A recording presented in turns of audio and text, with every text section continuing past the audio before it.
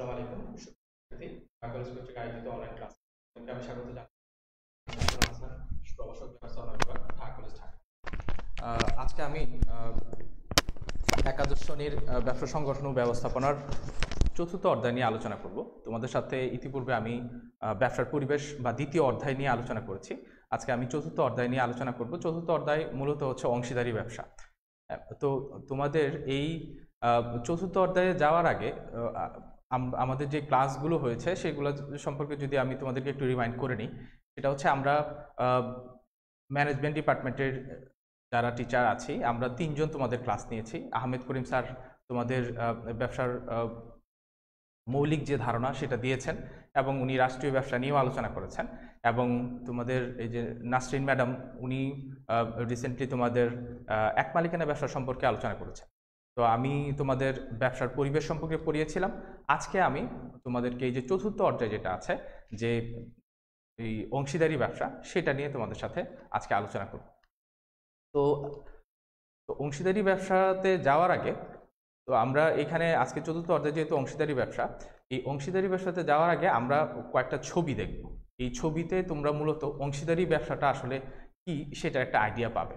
তো অংশীদারি ব্যবসাতে আমরা মূলত এই অংশীদারি ব্যবসাতে যাওয়ার আগে আমরা আজকে ক্লাস থেকে যে বিষয়গুলো শিখব সেই শিখন ফলগুলো একটু দেখে নিই। তো আজকে আমরা মূলত হচ্ছে এই ক্লাসে অংশীদারি ব্যবসা কি সেটা সম্পর্কে শিখতে পারবো এবং অংশীদারি ব্যবসার বৈশিষ্ট্য সম্পর্কে আমরা মোটামুটি ব্যাখ্যা করতে পারবো এবং অংশীদারি ব্যবসার গঠন প্রক্রিয়া সম্পর্কে আমরা জানবো এবং বিভিন্ন প্রকার অংশীদারি ব্যবসা যেই পার্থক্য সেটা সম্পর্কে আমরা ভালোভাবে বলতে পারবো এবং লাস্টে আমরা এখানে অংশীদারি ব্যবসার চুক্তিপত্র কি সেটা নিয়েও আমরা ধারণা নিব এবং চুক্তিপত্রটা কিভাবে করা হয় সেটা সম্পর্কে আমরা বিস্তারিত জানব। তো মূলত এই বিষয়গুলোই আজকে আমাদের ক্লাসে থাকবে। তো আমরা প্রথম যে টপিকটা আছে যে অংশীদারি ব্যবসা কি সেটা সম্পর্কে আলোচনা করার আগে আমরা কয়েকটা স্লাইড দেখে নিব। একটা স্লাইড দেখে নেব। এই স্লাইডে কয়েকটা ছবি আছে, এই ছবি দিয়ে আমরা মূলত আজকে অংশীদারি ব্যবসা কি সেটা বোঝার চেষ্টা করব। তো প্রথমে যেটা আছে, আমরা অংশীদারি ব্যবসার এখানে অংশীদার বা এখানে পার্টনার যেই কথাটি, এই পার্টনার শব্দটি আসলে এই পার্ট থেকে এসেছে। তোমরা যদি একটি ছবিতে দেখো, তো ছবিতে দেখা যাচ্ছে এখানে দুই দল লোক দুইটা পার্ট নিয়ে এখানে দুই পাশে দাঁড়িয়ে আছে। তো পার্ট বলতে আমরা এরকম অংশকে বলি। তো অংশীদারি ব্যবসায়ও এরকম অনেকজন পার্ট বা এখানে অংশ থাকে, এরকম ব্যক্তি এখানে জড়িত থাকে। তো অংশীদারি ব্যবসাতে এরকম অনেকগুলো এখানে পার্ট থাকবে বা এখানে অংশ থাকবে।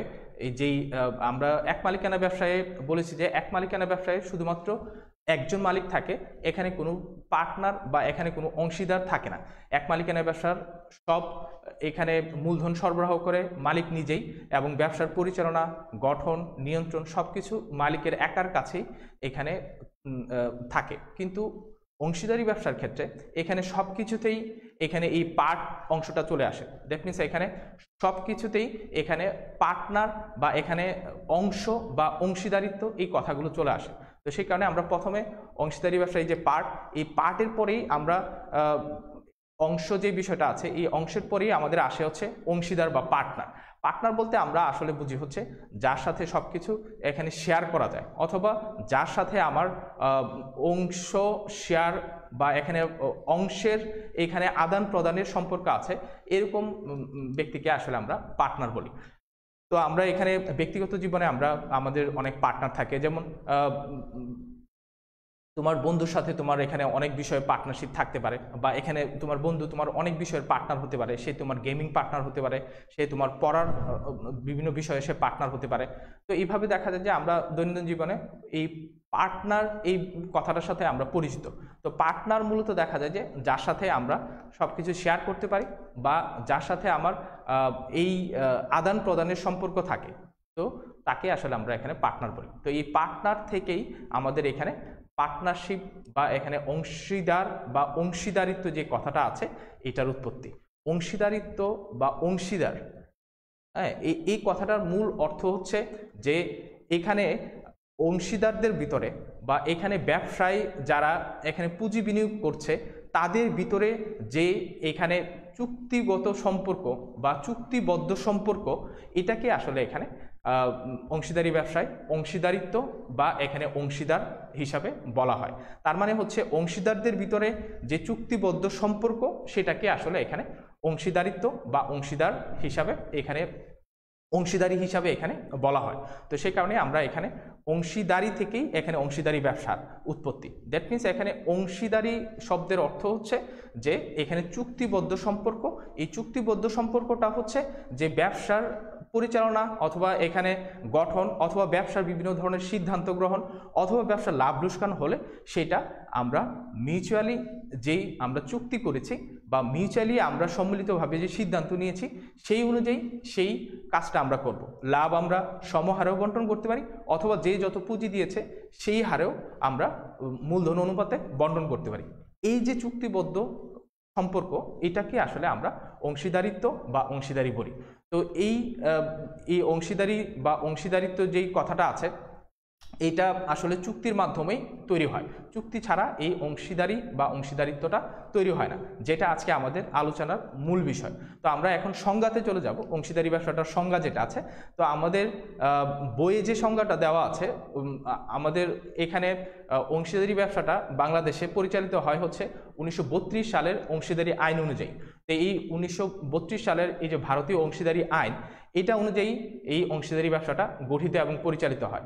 এবং এই অংশীদারি ব্যবসায় 1932 সালের এই অংশীদারি আইনের 4 ধারা অনুযায়ী দেখা যায় যে এখানে অংশীদারি সম্পর্কে বলা আছে বা অংশীদারি ব্যবসা সম্পর্কে বলা আছে যে অংশীদারি ব্যবসা হলো কতিপয় ব্যক্তির মধ্যে বিদ্যমান চুক্তিবদ্ধ সম্পর্ক, যার উদ্দেশ্য হচ্ছে সকলের দ্বারা অথবা সকলের পক্ষে একজনের দ্বারা পরিচালিত ব্যবসার মুনাফা নিজেদের মধ্যে বন্টন করে নেওয়া। তো কথা খুব সহজ, যে অংশীদারি ব্যবসা হচ্ছে যে অংশীদারি আইন অনুযায়ী 1932 সালের অংশীদারি আইন অনুযায়ী এটা একটা চুক্তিবদ্ধ সম্পর্ক। এই অংশীদারদের মধ্যে নিজেদের যেই এখানে ব্যবসার থেকে যে মুনাফা হয় সেটা নিজেদের মধ্যে বন্টন করে নেওয়ার জন্য, এবং এখানে সকলের পক্ষে একজন অথবা সকলেই এখানে অংশীদারি ব্যবসার গঠন এবং পরিচালনায় অংশগ্রহণ করতে পারে। এছাড়াও আরেকটা সংজ্ঞায় যদি আমরা যাই, যেটা প্রফেসর ক্যান্ট দিয়েছেন, তো প্রফেসর ক্যান্ট এখানে অংশীদারি ব্যবসার যে সংজ্ঞাটা দিয়েছেন ওইখানে উনি বলেছেন যে চুক্তি সম্পাদনে সক্ষম 2 বা ততোধিক ব্যক্তি তাদের অর্থ, শ্রম ও দক্ষতাকে একসাথে অথবা এখানে আমরা বলি হচ্ছে কোনো একটিকে আইনসম্মতভাবে ব্যবসা বা বাণিজ্যে বিনিয়োগ করে তা হতে অর্জিত মুনাফা নিজেদের মধ্যে এখানে সমহারে বন্টনের নিমিত্তে এখানে যেই চুক্তিবদ্ধ সম্পর্ক তৈরি করে সেটাকে আসলে এখানে অংশীদারি ব্যবসা বলা হয়। তো এখানে অংশীদারি ব্যবসার এই যে ক্যান্ট প্রদত্ত যে সংজ্ঞাটা আছে, তো উনি অধ্যাপক ক্যান্ট এখানে অংশীদারি ব্যবসা সম্পর্কে এখানে নতুন কিছু ধারণা নিয়ে এসেছেন। উনি বলেছেন যে অংশীদারি ব্যবসায় এখানে 2 বা ততোধিক চুক্তি সম্পাদনে সক্ষম ব্যক্তি এখানে অংশীদারি ব্যবসা গঠন করবে। তো এখানে সক্ষম কথাটা বলা আছে এবং 2 এর অধিক ব্যক্তির কথা বলা আছে। এখানে আমরা এখানে 2 বা ততোধিক ব্যক্তি চুক্তি সম্পাদনে সক্ষম যারা, তো চুক্তি সম্পাদনে সক্ষম বলতে আমরা এখানে একটু পরেই দেখব যে আমরা বলি হচ্ছে চুক্তি সম্পাদনে সক্ষম ব্যক্তি তারাই যারা এখানে 18 বছর যাদের হয়েছে, যারা সাবালক, যাদের মস্তিষ্ক সুস্থ আছে এবং যারা সিদ্ধান্ত গ্রহণ করতে পারে, এখানে যাদের কোনো মানসিক কোনো সমস্যা নেই, তারাই আসলে এখানে সক্ষম ব্যক্তি যারা এখানে অংশীদারি ব্যবসায় এখানে অংশীদার হিসাবে চুক্তিবদ্ধ সম্পর্ক তৈরি করতে পারে। তো এই কারণে উনি প্রফেসর ক্যান্ট বলেছেন যে চুক্তি সম্পাদনে সক্ষম 2 বা ততোধিক ব্যক্তি। হ্যাঁ, তো এরপরে উনি আরেকটা কথা বলেছেন যে তাদের অর্থ, শ্রম ও দক্ষতা একসাথেও বিনিয়োগ করতে পারে অথবা এদের যে কোনো একটি বিনিয়োগ করে এই অংশীদারি ব্যবসাটা শুরু করতে পারে। তো এখানে অর্থ, শ্রম ও দক্ষতা, এখানে এই সংজ্ঞায় একটা কথা এখানে চলে আসে, সেটা হচ্ছে যে যদি কেউ মূলধন বিনিয়োগ না করে সে কি অংশীদার হতে পারবে? প্রশ্নটা তোমাদের কাছে রাখলাম। তো অনেকের মনেই সন্দেহ হতে পারে যে মূলধন ছাড়া আসলে অংশীদারি ব্যবসার এখানে পার্টনার বা অংশীদার হওয়া যায় না, কিন্তু এখানে সংজ্ঞাতে কিন্তু এটা চলে আসে যে মূলধন সরবরাহ করা ছাড়াও অংশীদারি ব্যবসার অংশীদার হওয়া যাবে যদি তুমি এখানে নিজের শ্রম ও দক্ষতাকে নিয়ে আসো, তোমার কাছে মূলধন না থাকে, তাও তুমি অংশীদারি ব্যবসার এখানে অংশীদার হতে পারবা। যদি এখানে সবাই সম্মতিক্রমে এখানে তোমাকে অংশীদার হিসাবে তোমার শ্রম এবং দক্ষতার কারণে তোমাকে নিয়ে নেয়, তাহলে তুমি এখানে অংশীদার হতে পারবা, তুমি মূলধন সরবরাহ ছাড়াও। তো সেই কারণেই এখানে সংজ্ঞাতে বলা আছে অর্থ, শ্রম এবং দক্ষতা এদের যে কোনো একটি অথবা সবগুলা একত্রে বিনিয়োগ করে এখানে নিজেদের মধ্যে মুনাফা বন্টনের নিমিত্তে যদি এখানে কোনো চুক্তিবদ্ধ সম্পর্ক তৈরি হয়, তাহলে এটাকে আমরা বলতেছি হচ্ছে অংশীদারি ব্যবসা। তো এতক্ষণ যে অংশীদারি ব্যবসা নিয়ে আমরা কথা বললাম, এই অংশীদারি ব্যবসার আরেকটা এখানে মূল কথা তোমাদেরকে বলে দিই, সেটা হচ্ছে আমি তোমাদেরকে ব্যবসার এনভায়রনমেন্ট বা পরিবেশ নিয়ে পড়িয়েছিলাম। তো আমি বলেছিলাম যে environment teaches you what your mother can, যে পরিবেশ তোমাদেরকে অনেক কিছুই শিক্ষা দিতে পারে যা তোমার মা উনিও শিক্ষা দিতে পারে না অনেক সময়। তো সেই কারণে এখানে যে কথাটা আছে অংশীদারি ব্যবসার ক্ষেত্রে, তোমরা এখানে রাস্তাঘাটে যখন হাঁটো বা আশেপাশে তোমরা যখন বের হও, তখন তোমরা দেখবা যে অনেক দোকানের উপরে লেখা আছে যে মেসার্স রহিম এন্টারপ্রাইজ, করিম এন্টারপ্রাইজ, ঠিক আছে। এই যে মেসার্স কথাটা লেখা থাকে অনেক দোকানে বা অনেক এখানে প্রতিষ্ঠানের উপরে। এই যে মেসার্স শব্দটি, এটা হয়তোবা তোমরা অনেকেই এখানে খেয়াল করো না, অথবা অনেকেই এটার অর্থ বুঝো না। তো মেসার্স হচ্ছে এখানে মিস্টার, আমরা জানি যে একজন ব্যক্তি, আর মেসার্স হচ্ছে অনেকজন বা বহুজন, ঠিক আছে। তো এখানে অংশীদারি ব্যবসার ক্ষেত্রে অবশ্যই যেহেতু এখানে 2 বা ততোধিক ব্যক্তি এখানে এই ব্যবসাটায় মূলধন বিনিয়োগ করে এবং 2 বা ততোধিক ব্যক্তি এখানে অংশীদার, সেই কারণে এখানে মেসার্স কথাটি লেখা থাকে।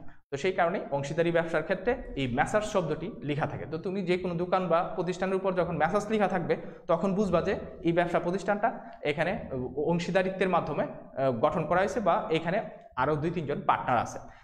তো এই হচ্ছে আমাদের অংশীদারি নিয়ে কথা। তো অংশীদারি ব্যবসায় আমরা এতক্ষণ যা কিছু দেখলাম, এই অংশীদারি ব্যবসার যেই ব্যবসা থেকে সংজ্ঞা থেকে আমরা যে বিষয়গুলো পেলাম, সেটা আমরা প্রথমে বলতে পারি যে এখানে 2 বা ততোধিক ব্যক্তি থাকবে এবং এখানে অংশীদারদের মধ্যে সম্পাদিত চুক্তি থাকবে এবং এই চুক্তিটাই হবে অংশীদারি ব্যবসার মূল ভিত্তি এবং সকলের ধারা বা সকলের পক্ষে একজনের দ্বারা এই ব্যবসাটা পরিচালনা করা যাবে এবং এখানে অংশীদাররা নিজেদের মধ্যে মুনাফা লাভের উদ্দেশ্যে, এখানে একটা কথা আছে যে মুনাফা ছাড়া কিন্তু কোনো ব্যবসা পরিচালনা করলে সেটা কিন্তু অংশীদারি ব্যবসা হবে না।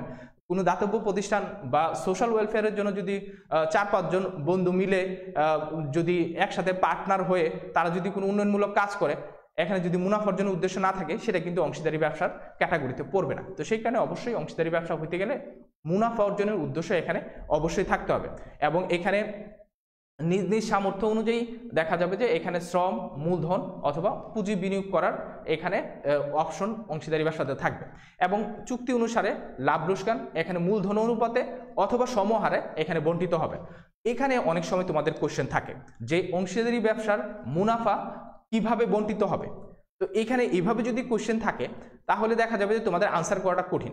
তো এই কারণে অনেক সময় প্রশ্নটা স্পেসিফাই করে দেয় যে অংশীদারি ব্যবসার চুক্তির অবর্তমানে অংশীদারি ব্যবসার মুনাফা বন্টন কিভাবে করা যায়।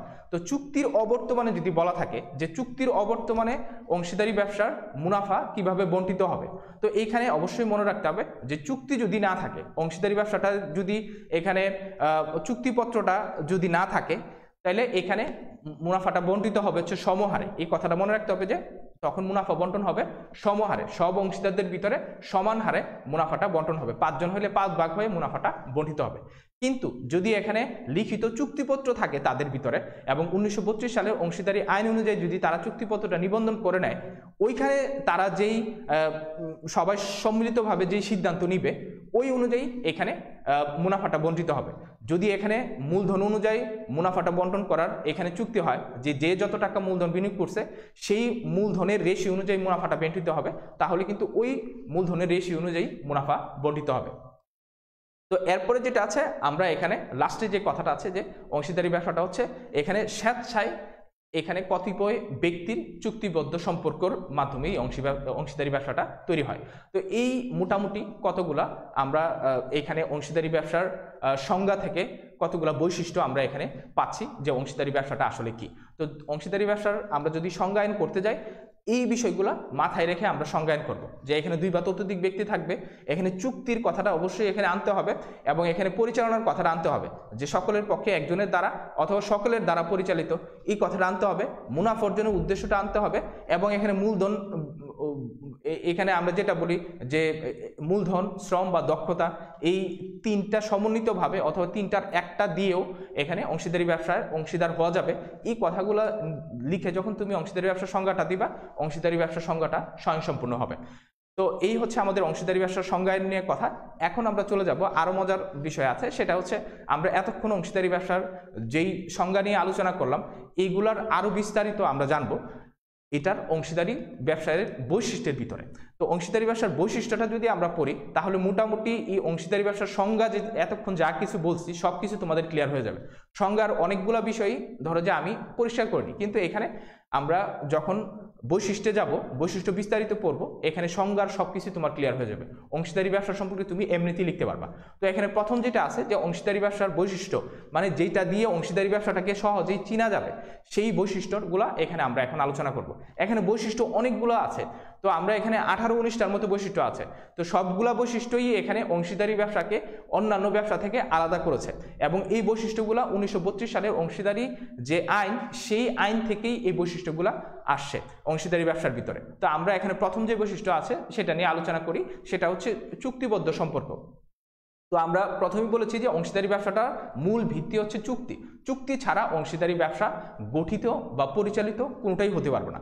তো এখানে অংশীদারি ব্যবসার চুক্তি হয় মৌখিক হতে পারে অথবা লিখিত হতে পারে, অথবা লিখিত ও মৌখিক যে কোনো একটি হতে পারে। তো এই অংশীদারি ব্যবসার চুক্তির ক্ষেত্রে আমাদের মনে রাখতে হবে যে অংশীদারি ব্যবসার চুক্তিটা যে কেউ চাইলে এটাকে মৌখিকভাবেও করে নিতে পারবে, অথবা এটাকে লিখিতও করতে পারবে, অথবা লিখিত নিবন্ধিত করতে পারবে। তো এই তিনভাবেই অংশীদারি ব্যবসার আসলে চুক্তিটা হয়। তো এই কারণে আমরা চুক্তিবদ্ধ সম্পর্ক যেটার বৈশিষ্ট্যের কথা বলি, যে অংশীদারি ব্যবসা গঠন করতে গেলে চুক্তি অবশ্যই থাকতে হবে, সেটা হোক মৌখিক বা লিখিত অথবা লিখিত নিবন্ধিত, যেভাবেই হোক অংশীদারি ব্যবসার এখানে চুক্তিটা থাকতে হবে।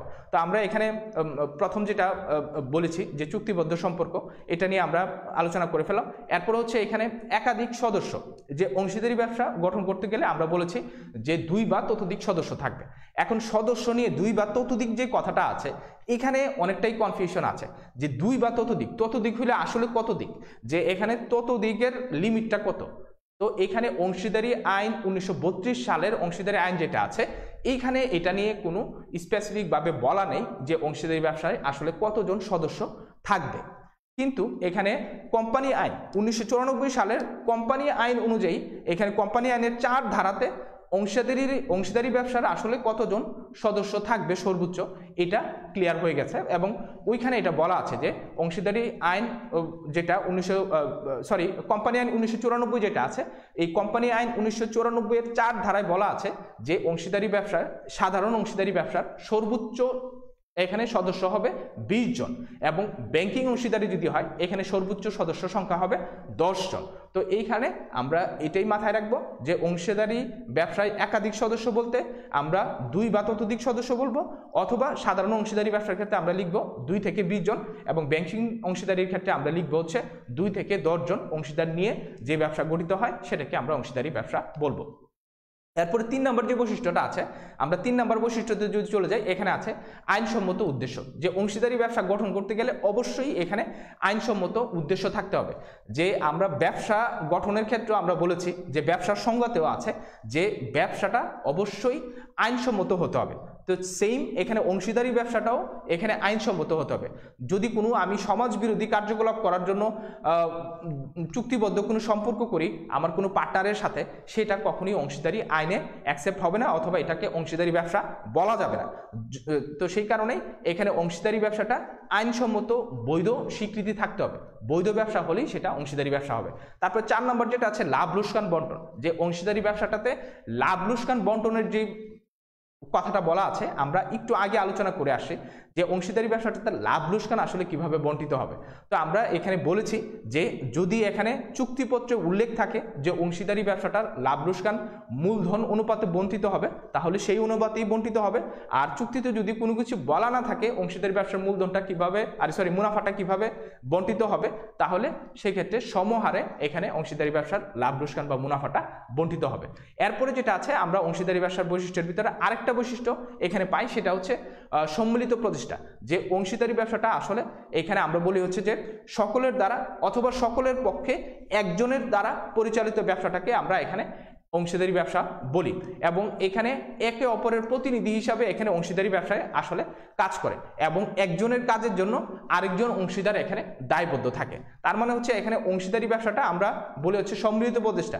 সম্মিলিত প্রতিষ্ঠার ক্ষেত্রে এখানে সবাই এখানে অংশীদারি ব্যবসার পরিচালনায় অংশগ্রহণ করবে, সবাই ব্যবসাটাকে আগায় নেওয়ার জন্য চেষ্টা করবে, অথবা সকলের পক্ষ থেকে যে কোনো একজন ব্যবসার পরিচালনায় এখানে দায়িত্ব নিতে পারে, এবং সেই ক্ষেত্রে তাকে বেতন অথবা এখানে অংশীদারদের চুক্তিতে এখানে বলা থাকতে পারে তাকে কিভাবে এখানে বেনিফিটেড করা হবে, যে অংশীদারি ব্যবসাটার পরিচালনার একক দায়িত্ব নিবে। তো এইভাবে আমরা অংশীদারি ব্যবসাটা যখন গঠন করি, এখানে যদি কোনো মুনাফা হয় সেটা ও সবাই সম্মিলিতভাবে নিবে, অথবা এখানে যদি কোনো ধরনের লস হয় সেটাও সবাই সম্মিলিতভাবে নিবে। তো সেই কারণে এখানে এটাকে আমরা বলি যে এখানে এই অংশীদারি ব্যবসায় একে অপরের প্রতিনিধি, একজন আরেকজনের এখানে যে দায়ভার আছে বা একজন আরেকজনের কৃতকর্মের ফলটা ভোগ করবে। তো সেই কারণেই এখানে অংশীদারি ব্যবসায় একজন আরেকজনকে দায়বদ্ধ করতে পারে বা একজন আরেকজনের কাজের জন্য দায়বদ্ধ থাকবে। তো এটাকে আমরা আসলে বলি হচ্ছে সম্মিলিত প্রতিষ্ঠা। এরপরে যেটা আছে পারস্পরিক আস্থা ও বিশ্বাস। অংশীদারি ব্যবসার সবচেয়ে বড় ফ্যাক্টর যেটা আছে, আমরা বলি হচ্ছে অংশীদারি ব্যবসাটার সবচেয়ে বড় কথাটা হচ্ছে যে অংশীদারি ব্যবসাতে অবশ্যই এখানে পারস্পরিক আস্থা ও বিশ্বাস থাকতে হবে। যদি এখানে পারস্পরিক আস্থা ও বিশ্বাস অংশীদারদের ভিতরে না থাকে, তাহলে অংশীদারি ব্যবসাটা কখনোই প্রফিট করতে পারবে না। কারণ এখানে আমরা বলি যে অংশীদারি ব্যবসার অংশীদারদের মধ্যে সম্পাদিত যে চুক্তি সেটাকে আমরা বলি হচ্ছে চূড়ান্ত সদ্বিশ্বাসের চুক্তি, এবং তাদের ভিতরে যে সম্পর্ক সেটাকে আমরা বলি হচ্ছে চূড়ান্ত সদ্বিশ্বাসের সম্পর্ক। কারণটা কি? কারণ হচ্ছে এখানে অংশীদাররা একে অপরের কাজের জন্য নিজেরা দায়বদ্ধ থাকে। কেউ যদি কোনো ধরনের ভুল করে সেই ভুলটা সব অংশীদারের উপরে এসে পড়ে। তো সেই কারণে এখানে পারস্পরিক আস্থা ও বিশ্বাস, কেউ যদি অংশীদারি ব্যবসায় সবাই অংশীদারি ব্যবসা পরিচালনা করতে পারবে। এখন 5 জন অংশীদার আছে, একজন অংশীদার দেখা গেছে যে এখানে সে মানসিকভাবে হোক অথবা এখানে ব্যক্তিগতভাবে হোক সে সৎ না, সে যদি এখানে অংশীদারি ব্যবসা থেকে সে যদি ব্যবসার যে লাভটা অথবা দৈনন্দিন যে বিক্রয়টা হয় সেখান থেকে যদি সে টাকা সরিয়ে ফেলে, তাহলে দেখা যাবে সব অংশীদারই কিন্তু এখানে লসে পড়বে। তো সেই কারণে এখানে একজন আরেকজন অংশীদারের সাথে যদি সদ্বিশ্বাসের চুক্তিতে না যেতে পারে, তাহলে সেটা কিন্তু অংশীদারি ব্যবসা হবে না। তো সেই কারণে আমরা অংশীদারি ব্যবসাটাকে বলি হচ্ছে চূড়ান্ত সদ্বিশ্বাসের এখানে চুক্তি। এরপর যেটা আছে অংশীদারি ব্যবসার আরেকটা বৈশিষ্ট্য, এখানে হচ্ছে অংশীদারদের আমরা বলি যে অংশীদারি ব্যবসা গঠন করতে গেলে অবশ্যই অংশীদারদের কিছু নির্দিষ্ট বা স্পেসিফিক কিছু যোগ্যতা লাগে। এই যোগ্যতা ছাড়া অংশীদারি ব্যবসা গঠন করা যাবে না। আমরা এই প্রফেসর ক্যান্টের সংজ্ঞাতে পেয়েছিলাম যে এখানে চুক্তি সম্পাদনের সক্ষম ব্যক্তি হইতে হবে অংশীদারি ব্যবসা গঠন করতে গেলে। এখানে এই কথাটা চলে আসে যে অংশীদারি ব্যবসা গঠন করতে হলে আসলে চুক্তি সম্পাদনের সক্ষমের যোগ্যতাটা আসলে কি। তো যোগ্যতাটা হচ্ছে এখানে অবশ্যই সাবালক হইতে হবে। এখানে নাবালক হলে অংশীদারি ব্যবসা গঠন করা যাবে না। অবশ্যই এখানে সুস্থ মস্তিষ্কের হইতে হবে। তো এখানে পাগল, মস্তিষ্ক বিকৃত কিংবা নাবালক, ধরো যে যাদের বয়স 18-র কম, যেমন তোমরা, এখানে চাইলেও অংশীদারি ব্যবসা গঠন করতে পারবে না। তাছাড়াও আরেকটা কথা আছে, ধরো আমি এখন সরকারি চাকরিজীবী, ঠিক আছে, আমি কি অংশীদারি ব্যবসা গঠন করতে পারবো? এই কোশ্চেনটা তোমাদের কাছে আমি করলাম। তো অনেকেই এখন কনফিউশনে পড়ে যাবা যে স্যার কি আসলে অংশীদারি ব্যবসা গঠন করতে পারবে কিনা, স্যার তো সরকারি চাকরিজীবী। অথবা ধরো যে কোনো ব্যবসা প্রতিষ্ঠান, তোমাদের আশেপাশে অনেক ধরনের ব্যবসা প্রতিষ্ঠান আছে, ঠিক আছে, ধরো যে 2টা ব্যবসা প্রতিষ্ঠান একসাথে মিলে, 2টা ব্যবসার মালিক একসাথে মিলে কি কোনো ব্যবসা চাইলে কি অংশীদারি ব্যবসা গঠন করতে পারবে? 2 বা ততোধিক ব্যবসা মিলে।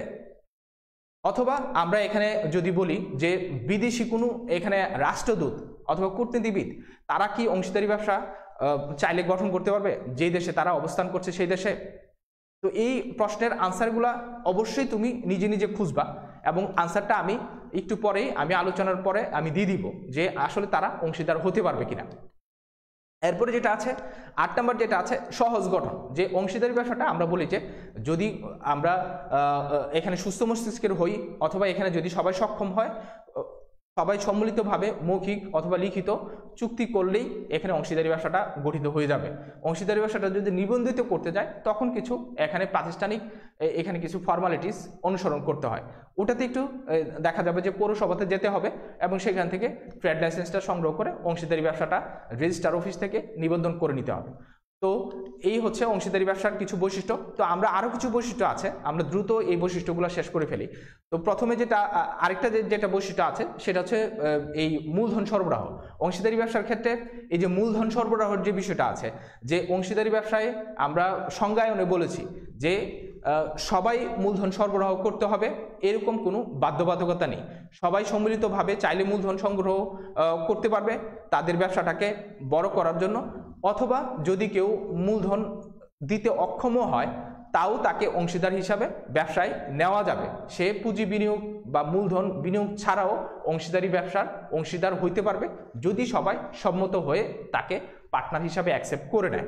এরপরে যেটা আছে যে ব্যবস্থাপনা ও পরিচালনা, যে অংশীদারি ব্যবসার ব্যবস্থাপনা ও পরিচালনাটাও আমরা সংজ্ঞাতে পড়ে ফেলেছি যে ব্যবস্থাপনা এবং পরিচালনাটা সব অংশীদাররা সম্মিলিতভাবে অংশীদারি ব্যবসাটার ব্যবস্থাপনা ও পরিচালনায় অংশগ্রহণ করতে পারে, অথবা সবার পক্ষে একজনও এটার ব্যবস্থাপনা ও পরিচালনায় অংশগ্রহণ করতে পারে। তো এখানে অনেক সময় কোশ্চেন থাকে যে অংশীদারি ব্যবসার ব্যবস্থাপনা ও পরিচালনায় কারা অংশগ্রহণ করতে পারে। তো আনসার খুব সহজ, যে সব অংশীদারি ব্যবসার ব্যবস্থাপনা এবং পরিচালনায় অংশগ্রহণ করতে পারে। তবে আমরা এখনো কিন্তু অংশীদারি ব্যবসার এখানে যে প্রকারভেদ সেটাতে কিন্তু যায় নাই। প্রকারভেদে আরও ধরো যে তোমাদের এখানে মজার বিষয় জানার আছে, যে এখানে আমি বলেছি যে অংশীদারি ব্যবসার সব অংশীদারি এখানে ব্যবস্থাপনা ও পরিচালনায় অংশগ্রহণ করতে পারবে, কিন্তু সেটা যদি সীমিত অংশীদারি ব্যবসা হয়, যদি সেটা লিমিটেড পার্টনারশিপ বিজনেস হয়, সেই ক্ষেত্রে কি সব অংশীদার তোমার অংশীদারি ব্যবসায় অংশগ্রহণ করতে পারবে? এই কোশ্চেনটাও রেখে গেলাম। এটা একটু পরেই আমরা যখন এই সীমিত অংশীদারি ব্যবসা নিয়ে আলোচনা করব তখন তোমাদের ক্লিয়ার হয়ে যাবে। তো সেই কারণে এটা জানার জন্য অবশ্যই মনোযোগ দিয়ে ক্লাসটা শুনতে হবে লাস্ট পর্যন্ত। এরপরে যেটা আছে অংশীদারি ব্যবসার বৈশিষ্ট্যের ভিতরে আমরা এখানে আইনগত সত্তার অনুপস্থিতির কথা এখানে বলা আছে। তো তোমরা এখানে ব্যবসার বিভিন্ন ধরন সম্পর্কে যখন পড়তে যাবা, এক মালিকানা ব্যবসা, অংশীদারি ব্যবসা, কোম্পানি, সমবায়, রাষ্ট্রীয় ব্যবসা, তো এইসব ব্যবসার ভিতরে তোমরা এই আইনসম্মত যে এখানে সত্তা বা কৃত্রিম ব্যক্তি সত্তা, এই কথাগুলো তোমরা পাবা। তো এখানে অংশীদারি ব্যবসার যে কথা আছে, যে অংশীদারি ব্যবসাটা আসলে এখানে আইনগত কোনো সত্তা এখানে অংশীদারি ব্যবসায় তৈরি হয় কিনা। তো এখানে আইনগত সত্তা বলতে আমরা এখানে কৃত্রিম ব্যক্তি সত্তাই বলি।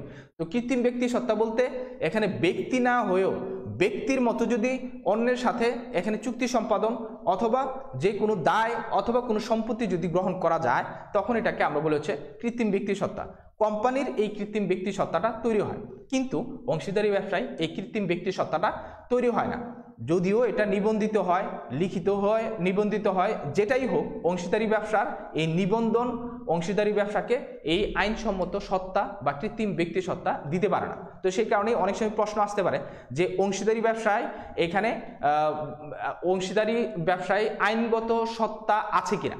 তো এখানে আনসার হবে অংশীদারি ব্যবসার কোনো আইনগত সত্তা নেই, কারণ এখানে অংশীদারি ব্যবসাটা নিজ নামে পরিচালিত হতে পারে না। ঠিক আছে, তো সেই কারণে এটাকে আমরা বলতে পারি যে অংশীদারি ব্যবসাটার এখানে আইনগত কোনো সত্তা নেই, কারণ অংশীদারি ব্যবসাটা যারা গঠন করে সেই অংশীদারদের সাথেই এখানে যে কোনো চুক্তি করলে তাদের সাথেই করতে হবে, এবং অংশীদারি চুক্তি বলতেই অংশীদারদের সাথে সম্পাদিত চুক্তিটাকেই আমরা বুঝি। ব্যবসা আলাদা কোনো সত্তা এখানে তৈরি করে না। এরপরে হচ্ছে আমরা এখানে স্থায়িত্বের অনিশ্চয়তার কথা এখানে বলবো, যে অংশীদারি ব্যবসা যেটা আছে, অংশীদারি ব্যবসাটা এখানে স্থায়িত্ব নেই। অংশীদারি ব্যবসাটাকে আমরা বলি যে অংশীদারদের ইচ্ছার উপরই অংশীদারি ব্যবসাটা গঠিত হয়। যদি কোনো অংশীদার এখানে লিখিতভাবে বলে যে অংশীদারি ব্যবসাটা সে আর পরিচালিত করতে চাচ্ছে না অথবা সে আর পার্টনার থাকতে চাচ্ছে না, তখনই অংশীদারি ব্যবসাটা এখানে বিলুপ সাধন হয়ে যাবে। তো এখানে যদি কৃত্রিম ব্যক্তি সত্তা এটা থাকতো, অংশীদারি ব্যবসাটা যদি আলাদা সত্তা তৈরি হইতো এই আইনগত নিবন্ধনের মাধ্যমে, তাহলে কিন্তু এখানে আমরা এই স্থায়িত্বের অনিশ্চয়তাটা এটা আর থাকতো না, অংশীদারি ব্যবসাটা চিরস্থায়ী হইতো। কিন্তু এখানে অংশীদারি ব্যবসাটা যেহেতু অংশীদারদের ইচ্ছার উপরে নির্ভরশীল, যে কেউ মারা গেলে অথবা যে কেউ দেউলিয়া হলে অথবা যে কেউ চলে যেতে চাইলে অংশীদারি ব্যবসাটা যেহেতু বিলোপ সাধন হয়ে যায়, তো সেই কারণে আমরা বলতে পারি যে অংশীদারি ব্যবসাটা স্থায়িত্ব অনিশ্চিত। এরপরে যেটা আছে, আমরা অংশীদারি ব্যবসার আরেকটা বৈশিষ্ট্য যেটা হচ্ছে দায় দায়িত্ব, যে এখানে অংশীদারি ব্যবসার যেটা দায় দায়িত্ব আমরা যেটা বলি, যে অংশীদারি ব্যবসার যে দায় দায়িত্ব, যে অংশীদাররা ধরো যে 5 জন বন্ধু মিলে একটা অংশীদারি ব্যবসা গঠন করলো, তারা প্রত্যেকেই 1 লাখ টাকা করে এই ব্যবসায় বিনিয়োগ করলো। এখন অংশীদারি এই যে অংশীদারি ব্যবসাটা তারা গঠন করলো, তাদের দায় দায়িত্ব আসলে কতটুকু? 1 লাখ টাকা পর্যন্ত, নাকি 1 লাখ টাকার কম, নাকি 1 লাখ টাকার বেশি? তো এই প্রশ্নটা যদি তোমাদেরকে করি, তাহলে অনেকেই জানো যে অংশীদারি ব্যবসার যে দায় দায়িত্বটা আছে, আমরা বলি যে অংশীদারি ব্যবসার এই যে দায় যেটা আছে এটা হচ্ছে অসীম, যে তাদের যেই মূলধন তারা বিনিয়োগ করে, এই মূলধনের পরেও যদি কোনো দায় থাকে তাহলে তাদের নিজস্ব ব্যক্তিগত সম্পত্তি বিক্রি করে হইলেও এই দায়টা তাদের পরিশোধ করতে হয়। তো সেই কারণে এখানে অংশীদারি ব্যবসার দায় দায়িত্ব যেটা আছে, আমরা বলি যে অংশীদারি ব্যবসার দায় হচ্ছে অসীম। এবং এখানে কোনো অংশীদার যদি দেউলিয়া হয়, সেই দেউলিয়াকৃত অংশীদারদের দায়টাও অন্য অংশীদারদের যারা আছে এই অন্য অংশীদারদেরকে সেটা পরিশোধ করতে হয় বা বহন করতে হয়। সেই কারণে অংশীদারি ব্যবসার দায় দায়িত্বটা কিন্তু অসীম। এরপরে আছে, আমরা এখানে সিদ্ধান্ত গ্রহণ নিয়ে বলবো, যে অংশীদারি ব্যবসার সিদ্ধান্ত গ্রহণটা সবাই সম্মিলিতভাবে অংশীদারি ব্যবসাটার এখানে সিদ্ধান্ত গ্রহণ করে, এবং অংশীদাররা এখানে যেহেতু সবাই সমান, সেহেতু সবাই এখানে সমানভাবে মতামত দিতে পারে ব্যবসার যে কোনো সিদ্ধান্তের ক্ষেত্রে, এবং এখানে সম্মিলিত সিদ্ধান্তেই সবগুলো কাজ হয়ে থাকে। এরপরে যেটা আছে যে আমরা এখানে নিবন্ধন, তো এখানে অংশীদারি ব্যবসাটা কি নিবন্ধন করা বাধ্যতামূলক? এখানে এই প্রশ্নটা যদি তোমাদেরকে করি, অনেকেই জানো যে অংশীদারি ব্যবসা, এটা অনেকেরই কনফিউশনও থাকে যে অংশীদারি ব্যবসাটা আসলে নিবন্ধন বাধ্যতামূলক কিনা। তো আসলে অংশীদারি ব্যবসাটা নিবন্ধন করা বাধ্যতামূলক না। অংশীদারি ব্যবসাটাকে নিবন্ধন না করেও পরিচালিত করা যায়। অংশীদারি ব্যবসাটা যদি মৌখিকভাবে চুক্তিবদ্ধ হয়ে অংশীদাররা পরিচালিত করে তাতে কোনো সমস্যা নেই। যদি লিখিতভাবে চুক্তিবদ্ধ হয়ে অংশীদারি ব্যবসাটা পরিচালিত করে তাও কোনো সমস্যা নেই, এবং তারা যদি লিখিত এবং নিবন্ধিত হয়েও অংশীদারি ব্যবসাটাকে পরিচালিত করে তাও কোনো এখানে অসুবিধা নেই। কিন্তু অংশীদারি ব্যবসাটা যদি এখানে লিখিত এবং নিবন্ধিত হয়, তাহলে যেই অংশীদারি ব্যবসাগুলো অনিবন্ধিত, যারা এখানে রেজিস্ট্রি করে নাই, এখানে রেজিস্ট্রার অফিসে যারা নিবন্ধিত না, তাদের থেকে কিন্তু বাড়তি কিছু সুবিধা যারা নিবন্ধিত অংশীদারি ব্যবসা তারা পেয়ে থাকে। তো সেই কারণেই অংশীদারি ব্যবসাটা নিবন্ধন করে নিলে ভালো, কিন্তু অংশীদারি ব্যবসাটার নিবন্ধন বাধ্যতামূলক না। ঠিক আছে? তো এইটাও অনেক সময় তোমাদের এখানে কোশ্চেন আসে। তোমরা যখন বিভিন্ন ইউনিভার্সিটিতে পরীক্ষা দিতে যাবা, এই ইউনিভার্সিটির তোমার এমসিকিউ কোশ্চেনে কিন্তু এই কোশ্চেনগুলো দেওয়া থাকে যে অংশীদারি ব্যবসা নিবন্ধন কি বাধ্যতামূলক? তাহলে দেখা যাবে যে তোমার এখানে এই কোশ্চেনটার আনসার তুমি দিতে পারবা যে অংশীদারি ব্যবসা নিবন্ধন বাধ্যতামূলক না।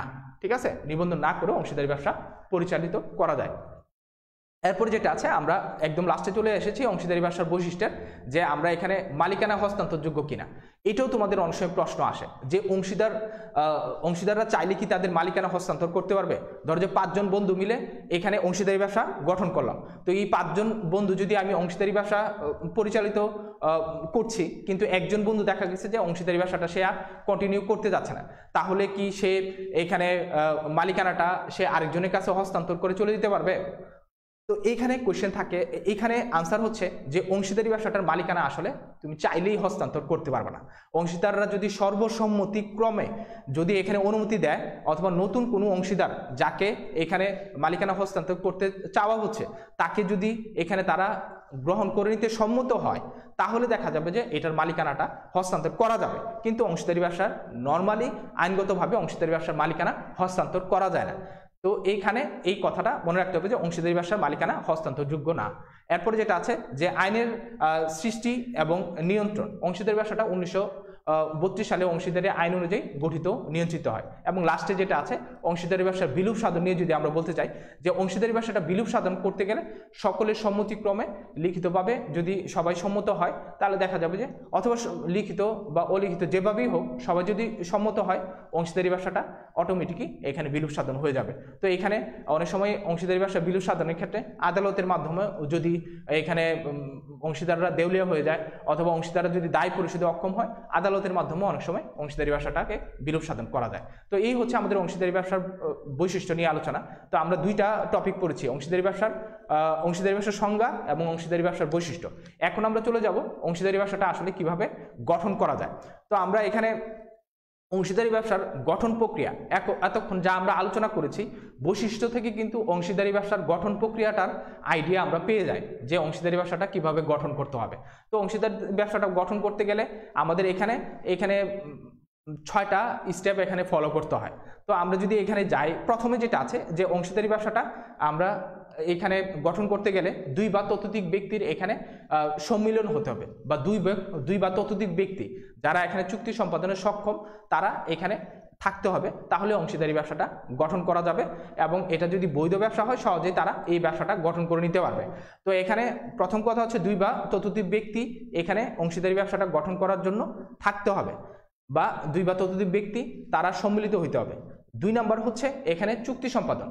2 বা ততোধিক ব্যক্তি তারা একত্রিত হয়ে যদি কোনো চুক্তি সম্পাদন করে, চুক্তি সম্পাদন বলতে আমরা বলি হচ্ছে অংশীদারি ব্যবসাটা কিভাবে পরিচালিত হবে, নিয়ন্ত্রিত হবে, এবং এটা লাভ লোকসান কিভাবে বন্টিত হবে, কে কোন কাজ করবে, কার কতটুকু অধিকার, বাইরে থেকে আমি এখানে কোনো ঋণ গ্রহণ করতে পারবো কিনা, অথবা অংশীদাররা কোনো এখানে মূলধন উত্তোলন করতে পারবে না। এই সবগুলা বিষয়ে যখন আমি লিখিতভাবে সবাই সর্বসম্মতভাবে এখানে স্বাক্ষর দিই, এটাকে আমরা আসলে চুক্তি বলি।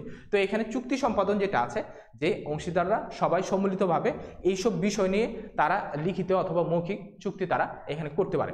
এরপরে হচ্ছে 3 নম্বর স্টেজে যে চুক্তি হয়ে গেলে অংশীদাররা এখানে এই 3 নম্বর স্টেজে তারা এই অংশীদারি ব্যবসাটা গঠন করার ক্ষেত্রে আমরা এখানে চুক্তি হয়ে গেলে অংশীদারি ব্যবসার আরেকটা কাজ হবে যে আমরা অংশীদারি ব্যবসাটা এইখানে আমরা চুক্তি সম্পাদনের পরে অংশীদাররা দেখা যাবে যে এই নিজেদের ভিতরে এই চুক্তিপত্র যেটা আছে এই চুক্তিপত্রের বিষয়বস্তুগুলো তারা নির্ধারিত হয়ে গেলে অংশীদারি ব্যবসার ক্ষেত্রে তারা অন্যান্য যে কাজগুলো আছে তারা এখানে করবে। সেটা হচ্ছে যে অংশীদারি ব্যবসাটা যদি এখানে নিবন্ধিত তারা করতে চায় তাহলে পৌরসভার ভিতরে হলে তারা পৌরসভার এখান থেকে তারা ট্রেড লাইসেন্স সংগ্রহ করবে, এবং পৌরসভার বাইরে হলে এখানে ট্রেড লাইসেন্স সংগ্রহ করার দরকার নেই। এবং এখানে পৌরসভার বাইরে হলে তারা যেখানে এই ব্যবসাটা গঠিত হচ্ছে সেখানে যে রেজিস্ট্রি অফিস আছে বা নিবন্ধক অফিস আছে সেই নিবন্ধন অফিসে তারা যে নিবন্ধনের জন্য তারা আবেদন করবে নির্দিষ্ট ফর্মে তারা নিবন্ধনের জন্য যখন এখানে নির্দিষ্ট ফি দিয়ে আবেদন করবে, নিবন্ধক যদি চায় এই অংশীদারি ব্যবসাটা ওইখানে তারা যদি বৈধ হয় এবং নিবন্ধক যদি সব কিছু এখানে তাদের চুক্তি দেখে যদি সন্তুষ্ট হয়, এই অংশীদারি ব্যবসাটাকে এই নিবন্ধক এখানে নিবন্ধন করে নিতে পারে। এবং নিবন্ধন হয়ে গেলে দেখা যাবে যে এখানে অংশীদারি ব্যবসাটা অন্যান্য যে এখানে সরকারি দপ্তর আছে এই অন্যান্য সরকারি দপ্তর থেকে এখানে অনুমতি নেওয়ারও এখানে অংশীদারি ব্যবসাটার দরকার পড়ে। যদি অংশীদারি ব্যবসাটা দেখা যায় যে আমদানি রপ্তানি রিলেটেড হয় তাহলে আমদানি রপ্তানি যেই এখানে নিবন্ধক অফিস আছে ওইখান থেকে তাদেরকে আবার আলাদাভাবে এই সরকারি অফিস থেকে তাদের এখানে এই দপ্তরের অনুমতিগুলো তাদের নিতে হবে। তো সেই কারণে এখানে এই অনুমতি হয়ে গেলে তারপরে 6 নম্বর যেটা আছে যে এই সব কাজ যদি হয়ে যায় অংশীদারি ব্যবসাটা তাদের কার্য আরম্ভ বা কাজ শুরু করে দিতে পারে। যদি সেটা উৎপাদন রিলেটেড হয় উৎপাদন, অথবা ক্রয় বিক্রয় রিলেটেড হলে ক্রয় বিক্রয়, অথবা এখানে সেবাদান সম্পর্কিত কাজ হলে তারা সেবাদানের কাজগুলো শুরু করে দিতে পারে। তো সেই কারণে এখানে অংশীদারি ব্যবসাটা গঠন করতে গেলে আমরা এখানে যে 6টা স্টেপের কথা বলছি, যে প্রথমেই এটা আমরা বলেছি যে অংশীদারি ব্যবসাটা গঠিত হইতে হলে অবশ্যই এখানে 2 বা ততোধিক ব্যক্তি থাকতে হবে, তাদের ভিতরে সম্পাদিত চুক্তি থাকতে হবে, এবং চুক্তিটা তারা এখানে সর্বসম্মতভাবে এই চুক্তিটাকে আমরা এখানে চুক্তিটাকে নিবন্ধক অফিসে নিবন্ধন করায় নিতে হবে, এবং নিবন্ধন করানোর পরে অন্যান্য যে অফিসগুলো আছে সেই পরিদপ্তর থেকে তাদের অনুমতি নিতে হবে, এবং অনুমতি নেওয়ার পরে তারা অংশীদারি ব্যবসাটা ফর্মালি স্টার্ট করে দিতে পারবে। তো এই হচ্ছে অংশীদারি ব্যবসার গঠন নিয়ে কথা। তো আমরা এখানে অংশীদারি ব্যবসার এই যে চুক্তি বা রেজিস্ট্রেশন বা ট্রেড লাইসেন্স সংগ্রহ এই সাইটটা একটু পরে চলে আসে, যে এখানে এই যে চুক্তি সম্পাদনের কথা বলা আছে অথবা এখানে ট্রেড লাইসেন্স সংগ্রহের কথা বলা আছে, এগুলো আমি বলেছি। এরপরে হচ্ছে আমরা অংশীদারি ব্যবসার এখানে প্রকারভেদ নিয়েও কিছুটা আলোচনা করব। তো আমাদের এখানে এতক্ষণ যে আলোচনা করেছি আমরা একদম শুরুতে বলেছিলাম যে অংশীদারি ব্যবসা যে প্রকারভেদ আছে, এটা একটা মজার টপিক যে অংশীদারি ব্যবসাটা আসলে কত ধরনের হতে পারে। অনেকেই ব্যবসা ধরনগুলো পড়তে গেলে এই টপিকটা খুব মজা করে পড়ে যে অংশীদারি ব্যবসাটা আসলে কত ধরনের হতে পারে। তো আসলে অংশীদারি ব্যবসাটার বেশি টাইপ নেই। অংশীদারি ব্যবসাটা মূলত দুই ধরনের। একটা হচ্ছে আমরা বলি হচ্ছে সাধারণ অংশীদারি ব্যবসা, আরেকটা হচ্ছে এখানে সীমিত অংশীদারি ব্যবসা বা সীমাবদ্ধ দায়সম্পন্ন অংশীদারি ব্যবসা। এবং এই সাধারণ অংশীদারি ব্যবসা যেটা আছে, সাধারণ অংশীদারি ব্যবসাটা দুই ধরনের হয়। একটা হচ্ছে ঐচ্ছিক অংশীদারি ব্যবসা, আরটা হচ্ছে নির্দিষ্ট অংশীদারি ব্যবসা। এবং এই নির্দিষ্ট অংশীদারি ব্যবসা যেটা আছে এটা হচ্ছে নির্দিষ্ট সময়ের জন্য অংশীদারি ব্যবসা হতে পারে অথবা নির্দিষ্ট উদ্দেশ্য সাধনের জন্য গঠিত অংশীদারি ব্যবসা হতে পারে। এই হচ্ছে অংশীদারি ব্যবসার ক্লাসিফিকেশন। অংশীদারি ব্যবসার ক্লাসিফিকেশন খুব সহজ। অংশীদারি ব্যবসাটাকে মূলত দুইটা ভাগে ভাগ করা যায়, একটা হচ্ছে সাধারণ অংশীদারি, আরেকটা হচ্ছে সীমাবদ্ধ বা সীমিত অংশীদারি। তো আসো আমরা একটু ডিটেলস পড়ি। তো এখানে সাধারণ অংশীদারি ব্যবসা যেটা আছে, সাধারণ অংশীদারি ব্যবসার ক্ষেত্রে আমরা এখানে বলি যে এখানে সব অংশীদারের দায় এখানে অসীম থাকবে এবং এখানে সবাই এখানে ব্যবসার পরিচালনায় অংশগ্রহণ করতে পারবে। এবং এখানে সাধারণ অংশীদারি ব্যবসাটা এখানে দুইটা ভাগে ভাগ করা যায়। একটা হচ্ছে 1932 সালের এখানে অংশীদারি আইনের 7 ধারায় অংশীদারি চুক্তিপত্রে অংশীদারের এখানে স্থায়িত্ব কাল যদি এখানে নির্ধারণ না করা হয় তখন এটাকে আমরা বলতেছি হচ্ছে ঐচ্ছিক অংশীদারি ব্যবসা, যেটা একটু আগে আমরা দেখে আসি। এই ঐচ্ছিক অংশীদারি ব্যবসা আরেকটা হচ্ছে নির্দিষ্ট অংশীদারি ব্যবসা। তো এই ঐচ্ছিক অংশীদারি ব্যবসার ভিতরে আবার এখানে দুইটা টাইপ আছে যে ঐচ্ছিক অংশীদারি ব্যবসাটা আসলে কতটুকু ঐচ্ছিক। তো আমরা এখানে ঐচ্ছিক অংশীদারি ব্যবসার ক্ষেত্রে বলি যে চুক্তি অনুযায়ী নির্দিষ্ট উদ্দেশ্য বা কাজ সম্পাদনের জন্য ব্যবসা গঠিত হলে এবং ওই উদ্দেশ্য অর্জন বা কাজ সম্পাদনের পরেও ব্যবসাটা চলতে থাকলে সেটাকে আমরা বলি হচ্ছে আসলে এখানে ঐচ্ছিক অংশীদারি ব্যবসা। তো এটা হচ্ছে এখানে একটা হচ্ছে যে নির্দিষ্ট উদ্দেশ্যের জন্য ঐচ্ছিকভাবে এই ব্যবসাটা চলতে পারে, যে উদ্দেশ্যটা পূরণ হয়ে গেছে তারপরেও এই ব্যবসাটা চলতেছে, তাইলে এটাকে এটা একটা টাইপ যে ঐচ্ছিক অংশীদারি ব্যবসা নির্দিষ্ট উদ্দেশ্যের জন্য। আরেকটা হচ্ছে এখানে নির্দিষ্ট সময়ের জন্য ঐচ্ছিক অংশীদারি ব্যবসা নির্দিষ্ট সময়ের জন্য, যে নির্দিষ্ট সময়ের জন্য অংশীদারি ব্যবসাটা গঠন করা হয়েছে কিন্তু ওই সময়টা অতিবাহিত হয়ে গেছে তারপরেও অংশীদারি ব্যবসাটা চলতেছে, তাহলে এটাকে বলা যাবে হচ্ছে এখানে আমরা বলেছি নির্দিষ্ট সময়ের জন্য গঠিত অংশীদারি ব্যবসা। এরপরে যেটা আছে আমরা অংশীদারি ব্যবসার আরেকটা টাইপ যেটা নির্দিষ্ট অংশীদারি ব্যবসা। আমরা প্রথমে বলেছি অংশীদারি ব্যবসাটা হচ্ছে দুই ধরনের, একটা হচ্ছে সাধারণ অংশীদারি ব্যবসা, আরটা হচ্ছে সীমাবদ্ধ বা সীমিত অংশীদারি ব্যবসা। তো সাধারণ অংশীদারি ব্যবসাতে আমরা দুইটা টাইপ পেয়েছি, একটা হচ্ছে ঐচ্ছিক অংশীদারি ব্যবসা, আরটা হচ্ছে এখানে নির্দিষ্ট অংশীদারি ব্যবসা। তো নির্দিষ্ট অংশীদারি ব্যবসা বলতে এখানে উদ্দেশ্য এবং সময় এই দুইটা জিনিস নির্ধারিত থাকবে বা নির্দিষ্ট থাকবে, যে ব্যবসার পরিচালনাটা কখন হবে, কতদিন পর্যন্ত চলবে, 5 বছর 10 বছর, এর জন্য আমরা ব্যবসাটা গঠন করেছি কিনা এটা এখানে নির্দিষ্ট থাকবে। এবং নির্দিষ্ট উদ্দেশ্য যে আমরা কিসের জন্য অংশীদারি ব্যবসাটা গঠন করছি এই উদ্দেশ্যটাই এখানে নির্দিষ্ট থাকবে, তাহলে এটাকে আমরা বলেছি নির্দিষ্ট উদ্দেশ্য সাধনের জন্য গঠিত অংশীদারি ব্যবসা। এবং এটাও দুইটা টাইপ, এখানে নির্দিষ্ট সময়ের জন্য প্রতিষ্ঠিত অংশীদারি ব্যবসা, যেমন এখানে নির্দিষ্ট সময় হইতে পারে 3 বছর বা 5 বছরের জন্য গঠিত অংশীদারি ব্যবসা, অথবা এখানে নির্দিষ্ট উদ্দেশ্য হইতে পারে, যে নির্দিষ্ট উদ্দেশ্য ধরো যে আমরা এখানে ব্রিজ, সেতু, কালভার্ট অথবা যে কোনো কনস্ট্রাকশন, বিল্ডিং বা প্রজেক্ট, ওইটার জন্য যদি এখানে কতিপয় ব্যক্তি পার্টনারশিপ গঠন করে সেটাকে আমরা এখানে নির্দিষ্ট উদ্দেশ্য অর্জনের জন্য গঠিত অংশীদারি ব্যবসা বলি। তো এই গেল আমাদের সাধারণ অংশীদারি ব্যবসা। তো সাধারণ অংশীদারি ব্যবসা শেষ হয়ে গেলে আমরা এখন পড়ব হচ্ছে সীমাবদ্ধ বা সীমিত অংশীদারি ব্যবসা। তো সীমাবদ্ধ বা সীমিত অংশীদারি ব্যবসা যেটা আছে এটাকে আমরা বলি হচ্ছে এখানে যে সীমাবদ্ধ বা সীমিত অংশীদারি ব্যবসা, যে যেই অংশীদারি ব্যবসায় তোমার কিছু অংশীদার, এক বা একাধিক অংশীদারের দায় এখানে সীমিত বা সীমাবদ্ধ থাকে তাকে আমরা বলি হচ্ছে এখানে সীমিত অংশীদারি ব্যবসা। যে সীমিত অংশীদারি ব্যবসায় এক বা একাধিক অংশীদারের দায়টা এখানে সীমিত থাকবে, কিন্তু সাধারণ অংশীদারি ব্যবসার ক্ষেত্রে কিন্তু সব অংশীদারের দায় কিন্তু অসীম, সেটা আমরা পড়েছি। কিন্তু সীমিত অংশীদারি ব্যবসার ক্ষেত্রে এক বা একাধিক অংশীদারের দায় এখানে সীমিত থাকবে। এখন কতজন অংশীদারের দায় আসলে এখানে সীমিত থাকবে? এখানে কি সব অংশীদারি এখানে সীমিত দায় নিবে, নাকি এখানে সবার আমরা বলতেছি যে এখানে এক বা একাধিক অংশীদারের দায় সীমিত থাকবে। এখন আসলে এক বা একাধিকের সংখ্যাটা আসলে কত? তো সংখ্যাটা এখানে বলা আছে যে এখানে সর্বোচ্চ 3 জন অংশীদারের দায় এখানে সীমিত থাকবে, তাহলে এটা সীমিত অংশীদারি ব্যবসা হবে। যদি এখানে সাধারণ অংশীদারি ব্যবসা হয় 20 জন যদি সদস্য হয় তাহলে সর্বোচ্চ 3 জন অংশীদারের দায় এখানে সীমিত হইতে পারবে। ঠিক আছে, তারা এখানে সীমিত দায় গ্রহণ করবে বা ব্যবসার এখানে যে কোনো ধরনের এখানে দায় দেনা তাদেরকে ওই যে এখানে অব্যাহতি দেওয়া হবে। অথবা তারা এখানে সীমিত অংশীদারি ব্যবসা বলতে এখানে নাবালককে যদি এখানে অংশীদারি ব্যবসার এখানে মুনাফা দেওয়া হয় তাহলে তারা এখানে ব্যবসার পরিচালনায় অংশগ্রহণ করতে পারে না, কিন্তু এই নাবালককে আমরা সীমিত অংশীদার হিসেবে ব্যবসায় এখানে রাখি।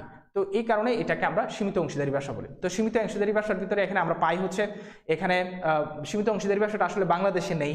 এই সীমিত অংশীদারি ব্যবসাটা গঠিত পরিচালিত হয় 1907 সালের এখানে ভারতীয় সীমিত অংশীদারি আইন এবং 1890 সালের এখানে ইংল্যান্ডের অংশীদারি আইন অনুযায়ী। এবং সীমিত অংশীদারি ব্যবসার ক্ষেত্রে অবশ্যই ব্যবসার পিছনে লিমিটেড বা সীমিত কথাটি অবশ্যই লেখা থাকতে হবে এবং সর্বোচ্চ 3 জন অংশীদারের দায় এখানে সীমিত হতে হবে। তো এই হচ্ছে সীমিত অংশীদারি ব্যবসা নিয়ে আমাদের আলোচনা। তো আমরা এখানে সীমিত অংশীদারি ব্যবসা যেটা আছে, তো এই সীমিত অংশীদারি ব্যবসা নিয়ে অলরেডি আলোচনা করে ফেলেছি। তো আমরা এখন অংশীদারি ব্যবসার যেটা চুক্তিপত্র, এটা নিয়ে আসলে আমরা এখন আলোচনা করতে গেলে আমাদের এখানে আমরা তোমাদের জন্য মূল্যায়ন রেখেছি, এই মূল্যায়নের কাজটা আমরা করতে পারবো না। তো এই অংশীদারি ব্যবসার চুক্তিপত্রের যে বিষয়টা আছে, চুক্তিপত্র এবং অংশীদারি ব্যবসার চুক্তিপত্রের যে বিষয়বস্তুগুলো অন্তর্ভুক্ত থাকে এটা আমরা নেক্সট ক্লাসে পড়বো। তো আমরা এখন চলে যাব হচ্ছে আমরা লাইভে চলে যাব। আমরা এখানে মূল্যায়নের কিছু কাজ আমরা আছে, এই মূল্যায়নের কাজগুলো আমরা এখানে করব, ঠিক আছে। তো আমরা এখানে মূল্যায়নের কাজ যেটা আছে, তোমাদের এখানে বোর্ডে আমি 5টা কোশ্চেন দিয়েছি। এতক্ষণ যা আমি আলোচনা করেছি এই আলোচনা থেকে এই 5টা কোশ্চেন তোমরা আনসার করবা, এটাই হচ্ছে তোমাদের কাজ। তো আমি এখানে ফেসবুকে যারা আছে তাদের সাথে একটু কানেক্টেড হব। তো এখানে আমি দেখতে পাচ্ছি যে ফেসবুকে অনেকেই আমাদের সাথে যুক্ত আছে। তো এখানে এই যে ফেসবুকে যারা যুক্ত আছে তারা এখানে অনেকেই অনেক কমেন্ট এখানে লিখছে। তো এখানে তোমাদের এই যে 5টা আনসার যেটা আছে, 5টা আনসার 1 2 3 4 5 এভাবে লিখে ক খ গ ঘ কোনটা কোনটা হবে এই 5টা আনসার তোমরা এখানে কমেন্ট বক্সে দিতে পারো। কমেন্ট বক্সে দিলে আমি আনসারগুলো একটু পরেই বলে দিব। তার আগে আমি এখানে লাইভে যারা আছে তারা কি কি এখানে জানতে চাচ্ছে বা তারা কি এখানে বলছে আমরা একটু দেখে নিই। তো এখানে আমাদের সাথে আমরা যদি একটু লাইভে যাই, এখানে লাইভে এখানে আমাদের সাথে রবিউল ইসলাম আছে। এখানে রবিউল ইসলাম আপনি কি নিয়ে 9-10 পড়ছেন, এটা আসলে তারা ব্যক্তিগত কথাবার্তা এখানে বলছে। তো এখানে ব্যক্তিগত কথাবার্তা বলার দরকার নেই, তুমি যখন লাইভ ক্লাসে থাকো তুমি স্যারদের কথা শুনবা এবং স্যাররা কি বলতেছে সেটা যদি প্রত্যেকটা ওয়ার্ড তুমি শোনো এখানে কিছু না কিছু তুমি নতুন জিনিস পাবা। তো এরপরে একটু স্ক্রল করে নিচের দিকে যদি আমরা যাই, এখানে একটু স্ক্রল করেন, একটু স্ক্রল করে দেখি উপরের দিকে অথবা নিচের দিকে একটু যান, আমরা দেখি আর কে কি বলছে। উপরে যান একটু, আমরা দেখি উপরে। তো উপরে এখানে একজন বলেছে যে এখানে রেজিস্ট্রেশন করে কি সুবিধা পাওয়া যায়। তো রেজিস্ট্রেশন করে কি সুবিধা পাওয়া যায় এটা নিয়ে বিস্তারিত আমাদের ক্লাস আছে, আমরা দ্বিতীয় ক্লাসে এটা নিয়ে বিস্তারিত আলোচনা করব যে অংশীদারি ব্যবসা যদি আমি নিবন্ধন করি কী সব সুবিধা আমরা পাবো। তো এটা নিয়ে বিস্তারিত আছে। তোমরা এই যে আমরা 5টা যে আমি যে মূল্যায়নের যে কোশ্চেন রেখেছি তোমাদের একক কাজ, এই 5টা কোশ্চেনের আনসার তোমরা এখন করো, ঠিক আছে। এছাড়াও এখানে আর যে কথাগুলো আছে যে এখানে আরও কিছু এখানে অনেকেই কমেন্ট করেছে, এখানে অনেকে এখানে যুক্ত আছে। তো আমরা এখানে সবার কমেন্টগুলো আর যাচ্ছি না, আমাদের সময়ও এখানে শেষ হয়ে যাচ্ছে।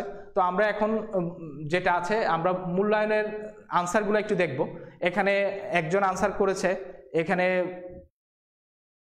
শিকদার নামে একজন আনসার করেছে 1-এর এ, ঠিক আছে। 1-এর এ আনসার এখানে সে করেছে, কিন্তু 1-এর এ আসলে আনসার হয়নি। এরপরে এখানে স্যার কোন রাইটারের বুক কিনবো, এখানে ইমতিয়াজ এই কথাটি বলেছে। তো কোন রাইটারের বই কিনবো, আসলে এখানে একজন রাইটার দিয়ে তুমি এখানে আমি কখনই সাজেস্ট করি না, একজন রাইটার সব কিছু এখানে কাভার করতে পারে না। তুমি একজন রাইটারের উপরে কখনই নির্ভর করবে না, যেহেতু তোমার ইন্টারমিডিয়েট লেভেলটা হচ্ছে জীবনের সবচেয়ে ক্রুশিয়াল মুমেন্ট। তো তুমি এখানে যত পারবা নিজেকে রিচ করো, ঠিক আছে। আমি তোমাদেরকে বলেছি কাজল ব্রাদার্সের আহমেদ করিম স্যারের এখানে বইটা কিনতে।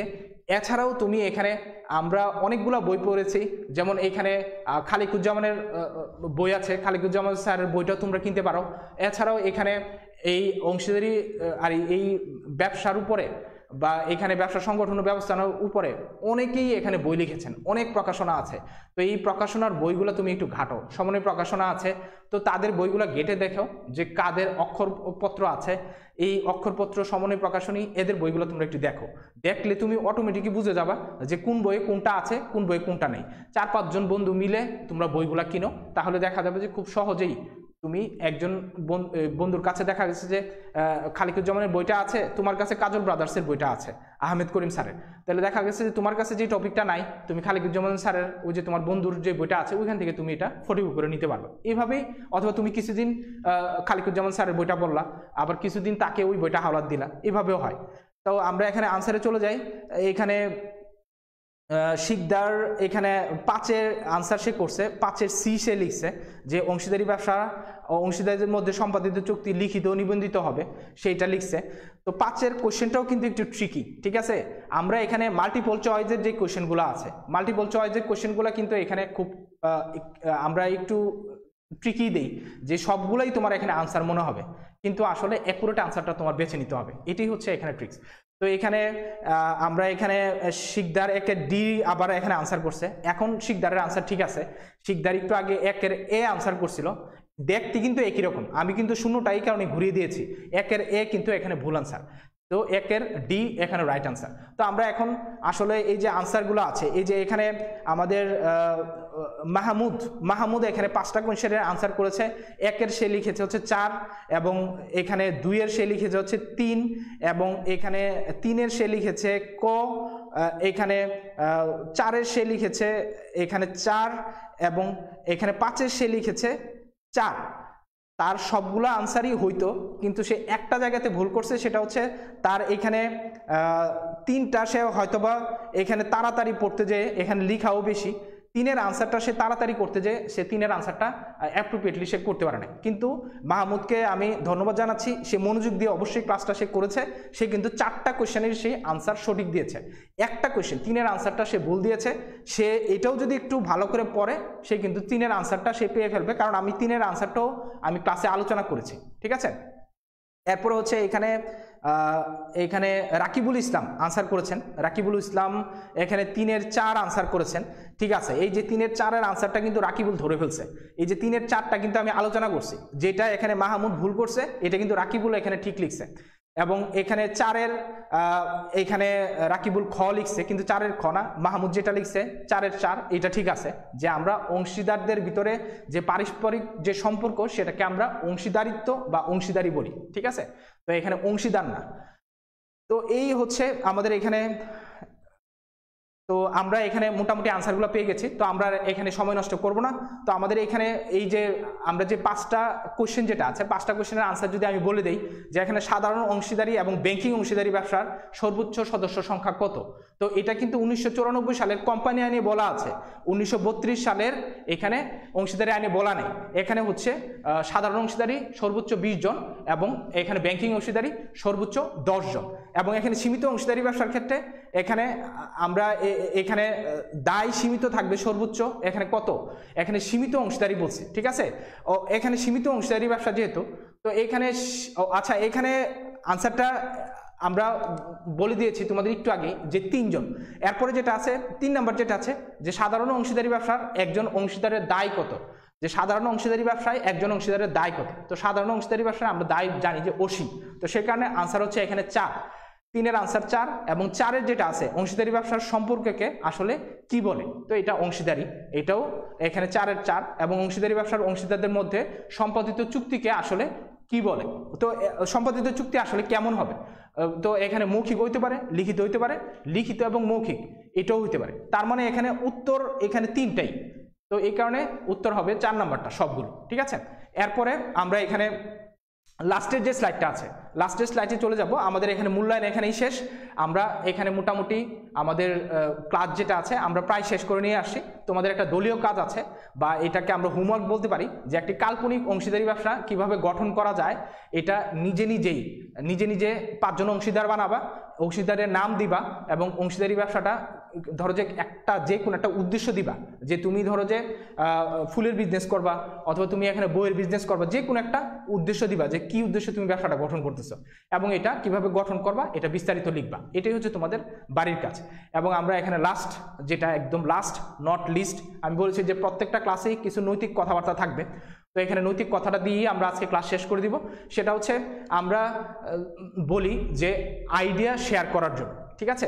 যে আমরা যদি এখানে তোমরা যদি 5 জন বন্ধু হও, তোমার কাছে যদি 1 টাকা থাকে, হ্যাঁ, আমি যদি বলি যে তোমরা 5 জন বন্ধু, সবার কাছেই 1 টাকা করে আছে, 5 জন বন্ধুকে যদি বলি যে 5 জন বন্ধু তাদেরই 1 টাকা 5 জনের ভিতরে শেয়ার করো, তাহলে দেখা যাবে যে দিন শেষে সবাই হাত বদল করে শেয়ার করতে করতে 5 জনের ভিতরে কিন্তু এই 1 টাকা ঘুরে ফিরে এই 1 টাকাই থেকে যাবে।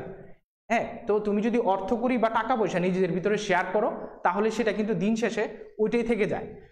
কিন্তু তুমি যদি তোমার যে জ্ঞান এটা যদি অন্যের সাথে শেয়ার করো, তোমার যে আইডিয়া সেটা যদি তুমি তোমার কোনো স্যারকে প্রশ্ন করো যে স্যার আমি এটা সম্পর্কে আরও জানতে চাচ্ছি, বা স্যার এটা কি হবে, ঠিক আছে, এই যে তুমি তোমার যে জ্ঞানটা এটার সাথে যদি তুমি তোমার ফ্রেন্ডের সাথে এটা তুমি যদি তোমার আইডিয়াটা শেয়ার করো, বা সে কি জানে এই বিষয়ে তুমি যদি সেটা জানতে চাও, 5 জন মিলে বসে যদি এখানে একটা বিষয় সম্পর্কে 5 জন 5 রকম এখানে বলে, তাহলে দেখা যাবে তুমি দিন শেষে এই আলোচনা থেকে কিন্তু 5টা আইডিয়া পাবা। তো সেই কারণে আমরা বলি যে আইডিয়া শেয়ার করো, নিজেদের মধ্যে যতক্ষণ আলোচনা করো তুমি কোনো অর্থ সম্পত্তি বা বিষয়বস্তু এগুলা নিয়ে আলোচনা করবে না, এগুলা দিন শেষে তোমার দেখা যাবে যেমন ছিল তেমনই থেকে যাবে।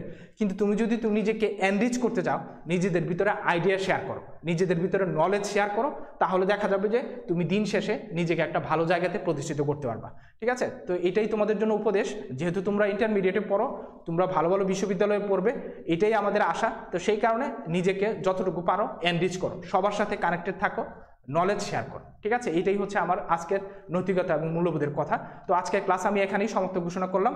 সবাইকে নেক্সট ক্লাসে আমন্ত্রণ জানিয়ে আমি এখানেই সমাপ্ত ঘোষণা করলাম। ধন্যবাদ সবাইকে।